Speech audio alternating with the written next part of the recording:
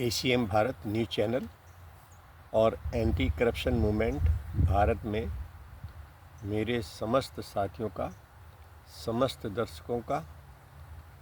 मैं ओमकार गुप्ता दिल से स्वागत करता हूं और आपको सभी को जो हमारी शुभ दीपावली है, इस दीपावली के पावन अवसर पर सभी को बधाई, शुभकामनाएं देता हूं और परमपिता परमेश्वर से, माता लक्ष्मी से प्रार्थना करता हूं कि आप सब लोग स्वस्थ हों, सुखी हों, धन धान से परिपूर्ण हों, आपका यश चारों दिशाओं में फैले, आपकी कीर्ति जो पताका है वो गगनचुंबी हो, आप स्वस्थ रहते हुए समाज की सेवा करें, ऐसा मैं माता लक्ष्मी से, परमपिता परमेश्वर से हाथ जोड़कर विनती करता हूँ। मित्रों, आजकल राजनीतिक गलियारों में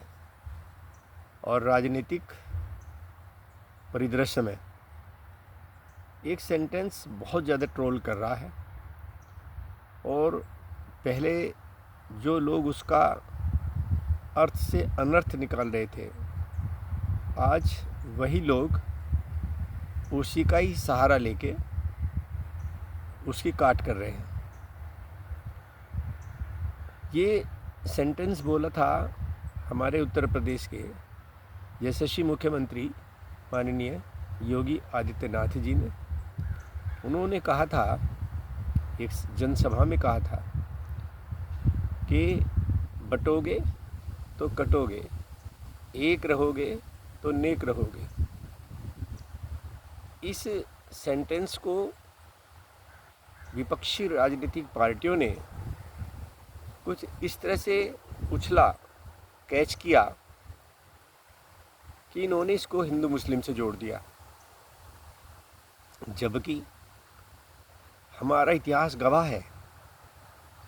जब जब भी हम भारतीयों के बीच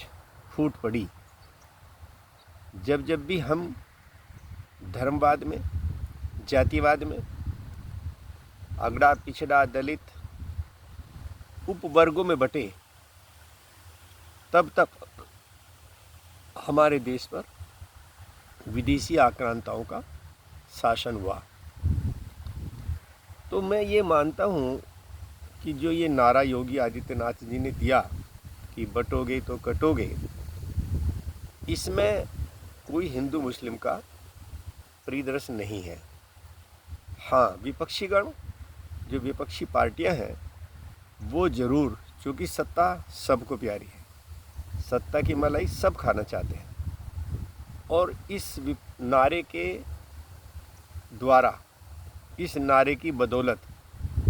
वो चाह रहे हैं कि शायद उनकी नैया भी पार हो जाए और हम वोटर्स, जो हम मतदाता हैं, हम वोटर्स को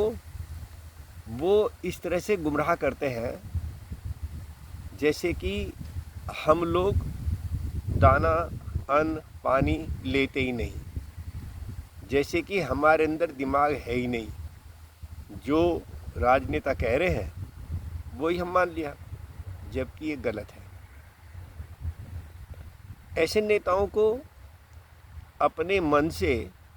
कम ये बात ज़रूर निकाल देनी चाहिए कि आज की डेट में जो मतदाता है बहुत जागरूक है। कितना राजनीतिक लोग झूठ बोलते हैं, कितना हमें आपस में लड़ाने के लिए प्रपंच रचते हैं, कितना जाति में बांटने का हम षड्यंत्र करते हैं, ये सब लोग समझ गए हैं। हाँ, हम में से कुछ आदमी ऐसे हैं जो लालची हैं। अब वो लालच चाहे पैसे का हो, चाहे बिजली का हो, चाहे पानी का हो, चाहे रोटी का हो, चाहे वो सत्ता का हो। तो जो लालची हैं वो लालच में आकर अपने देश के साथ भी गद्दारी कर देते हैं। वो लालच में आकर राजनीतिक पार्टियों के हाथ की कठपुतली बन जाते हैं। और ऐसे में अगर वो लोग लालच में आना छोड़ दें, यानी कि लालच की वजह से अगर हम बटे, तो निश्चित रूप से मानिए कि आप आपस में बटकर आपके देश का, आपका, आपके समाज का विकास नहीं हो सकता। इसलिए मेरे आपसे आग्रह करता हूँ,